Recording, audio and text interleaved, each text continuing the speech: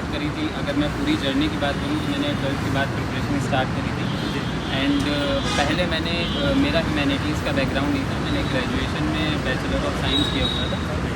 तो उसके साथ ही मैंने प्रिपरेशन शुरू करी थी कॉलेज के डेज से ही, स्टार्टिंग से।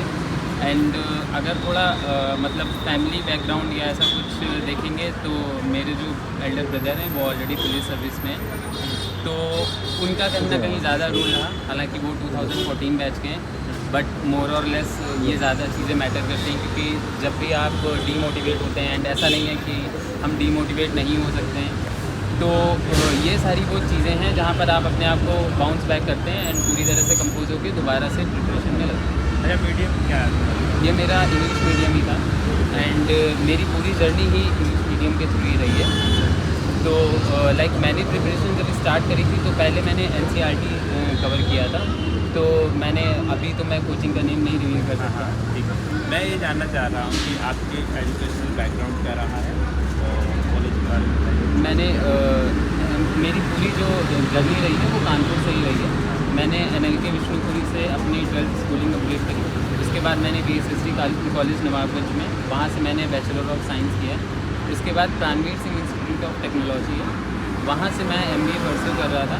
बट मैंने 12th के बाद जैसे प्रिपरेशन शुरू करी थी तो पहले मैंने NCERT कवर करी, लाइक अपना मेरा ह्यूमैनिटीज़ का बैकग्राउंड नहीं था।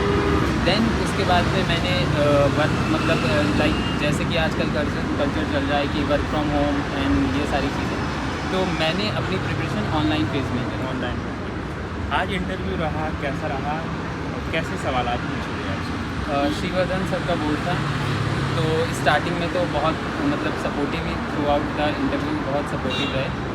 बट बीच बीच में कुछ ट्रिकी क्वेश्चंस थे, लाइक उन्होंने मेरे से जैसे पूछा हुआ था कि पोस्ट इंडिपेंडेंस कौन कौन सी कमेटी थी एंड उनका क्या रोल रहा था। एंड उसके बाद में उन्होंने एक और क्वेश्चन पूछा था कि if I give you an example that you can remove 2 of your mistakes, what they will be. तो मोर ऑफ वो मतलब आपकी नॉलेज नहीं जानना चाह रहे हैं, क्योंकि आप मेंस में 9 एग्जाम्स लिख कर आए हैं, 9 पेपर आपने लिखे हुए, बट कहीं ना कहीं वो ये देखना चाहते हैं कि आप कितना डाइवर्सिफाई होकर चीज़ें क्लियर कर सकते हैं और कितनी अलग अलग तरीके से आप सोच सकते हैं। हाँ बिल्कुल, मेरा पहला क्वेश्चन डैब से ही था। लाइक मैनावती रोड लिंक करती है मेरे घर के पास से, तो उनका पहला क्वेश्चन यही था कि मैनावती किसका नेम था। हाँ।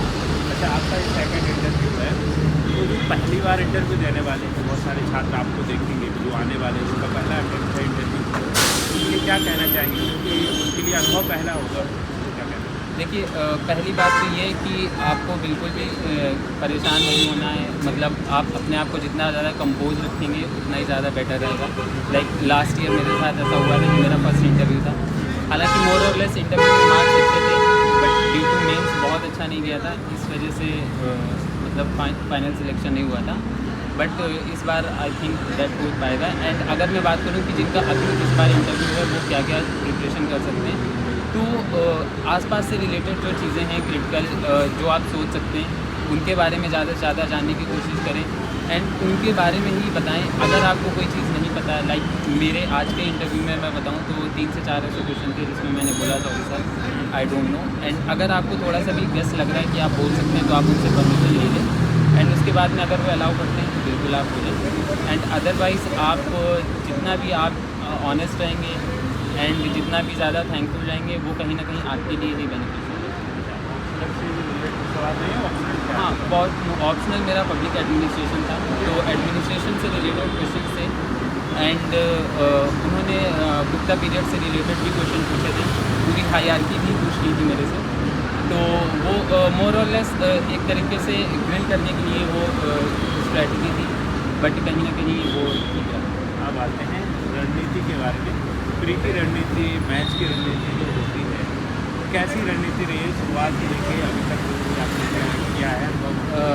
मैं जितना मैंने नोटिस किया है एंड जो भी बहुत सारे ऐसे लोग हैं जिनको बहुत टाइम लगता है, मैं जो मेरे लिए वर्क किया था वो बेसिकली ये था कि आप प्री और मेंस को अलग अलग लेकर मत चलें। आप डायरेक्टली मेंस के लिए प्रिपरेशन करें, पहले आप अपना बेस क्लियर करें, फाउंडेशन रखें, आपको पूरी नॉलेज होनी चाहिए कि बेसिक कौन कौन से टर्म्स होते हैं, एंड देन उसके बाद जैसे ही आप मेंस की प्रिपरेशन करेंगे तो मेंस की प्रिपरेशन में वो आपको इन डेप्थ नॉलेज देगी। आंसर राइटिंग आपको स्टार्टिंग से नहीं करनी है, आपको कुछ भी नॉलेज नहीं होगी। आजकल बहुत ज़्यादा ये ट्रेंड चल रहा है कि बच्चे डे 1 से ही पूछते हैं कि मैं क्या आंसर। आपको जब नॉलेज ही नहीं होगी तो आप क्या लिखेंगे, एंड फिर वो चीज़ें आप क्रिटिकली इवेल्युएट नहीं होंगी तो फिर आपको डीमोटिवेशन होगा कि मेरे मार्क्स नहीं आ रहे हैं, नहीं हो रहा। तो पहले आप सीखने पे कोशिश करें। जब आपका मेंस की अच्छी खासी आपके पास नॉलेज हो जाएगी, उसके बाद में आपको यूपी के लिए प्रिपरेशन करनी है। जैसे इस बार आई थिंक 24 या 23 ऑफ मे को फ्री है, तो जनवरी से या आपको लगता है कि आप बहुत ज़्यादा अच्छे नहीं हैं ऑप्शन एलिमिनेशन में, तो फिर आप दिसंबर से स्टार्ट करें एंड तब आप प्री की प्रिपरेशन। अगली बात हो जाती है साथ ही साथ PYQ की भी मॉक टेस्ट की। कब से आपने PYQ कितने सालों के लगाए? मॉक टेस्ट लगाना कब से शुरू किया था? हाँ देखिए, सबसे पहले तो आपको सिलेबस एंड PYQ ये दोनों आपकी पूरी जर्नी में आप जितनी जल्दी इनको अडेप्ट कर लेंगे उतनी जल्दी आपके लिए बेनिफिशियल रहेगा, उतनी जल्दी कहीं ना कहीं आप अपनी प्रिपरेशन में सिलेक्शन तक या मेंस क्लियर होने तक जो टाइम होगा वो आप कम कर लेंगे। क्योंकि पहले आपको सिलेबस देखना है। प्री में बहुत छोटा सा लिखा हुआ है कि India and it's neighbouring country, but आप मेंस में जाएंगे तो मेंस में लिखा हुआ है India with its tributary countries. तो कहीं ना कहीं मेंस में बहुत ज़्यादा इलेबरेटिव है। तो एंड उसके साथ साथ जैसे PYQ का मैं इसलिए बोल रहा हूँ कि आपको चैप्टर वाइज PYQ लेने होंगे। आप PYQ प्री के लिए अलग ले लीजिए, मेंस के लिए अलग ले लीजिए और चैप्टर वाइज। जैसे ही आपने जैसे मान लीजिए फॉर एग्जांपल आपने fundamental rights and DPSP clear किया, आपने उसको पढ़ा है, तो आप क्या करें, मेंस के पहले जितने भी लास्ट 10 ईयर्स का अगर आपने PYQ लिया तो आप देखें कि मेंस में किस तरीके से वो DPSP एंड फंडामेंटल राइट्स से क्वेश्चन पूछ रहा है। अगर आप ये चीज़ देख लेंगे कि UPSC क्या डिमांड कर रहा है आपसे, तो कहीं ना कहीं वो आपको बहुत आसान हो जाएगा पूरी जर्नी में। उसी तरीके से सारे चैप्टर्स आप कवर करेंगे एंड फिर आपको वही सेम चीज़ आपको प्री में इम्प्लीमेंट करेंगे। अच्छा, CSET के लिए बताना चाहेंगे। CSET में भी बहुत सारे बच्चों के लिए प्रॉब्लम होती है। क्या तरीका था आपका? CSET 3 बार निकला है, दूसरी बार तो निकला है? नहीं, मेरा प्री फर्स्ट अटेम्प्ट में भी क्लियर हुआ था, तो CSET का ऐसा कोई इशू नहीं था। हो सकता है कि मेरा साइंस बैकग्राउंड था, मैथ्स बैकग्राउंड था, तो इस वजह से। बट CSET के लिए मैं ये कहूँगा कि इंग्लिश, कॉम्प्रीहेंशन, रीजनिंग और अर्थमेटिक मैथ्स, 3 चीज़ें मेजर हैं। 3 में आप किसी भी 2 चीज़ों को लेकर चलिए, उसमें आपको 80 to 90% चीज़ें कवर करनी है। अगर आप मैथ्स में बहुत अच्छे नहीं है तो आप कॉम्प्रीहेंशन एंड रीजनिंग करिए। मैथ्स में मैं ये कहूँगा कि आप पूरी तरीके से नहीं हटा सकते हैं, क्योंकि इंग्लिश के 28 क्वेश्चन आते हैं, 26 से 28 अगर मैं लास्ट 10 ईयर्स की बात करूँ तो आ रहे क्वेश्चन, बट मैथ्स में 30, 32 ऐसे वेरी करते हैं। तो आप बेसिक है अर्थमेटिक में जैसे आप परसेंटेज पढ़ सकते हैं एंड आप प्रॉफिट एंड लॉस पढ़ सकते हैं। ये सारी वो मैथ्स हैं जो आपको क्लास 10th में NCERT में मिल जाएगी। एंड अगर आपको ये भी नहीं समझ में आ रहा है कि आपको मैथ्स कैसे करनी है, लाइक लोगों को क्लियर होता है मैथ्स का, तो उस जगह आप क्या कर सकते हैं कि आप YouTube पर जाएँ। YouTube पे बहुत सारे ऐसे फैकल्टीज़ हैं जिन्होंने अर्थमेटिक मैथ्स पढ़ाई हुई है।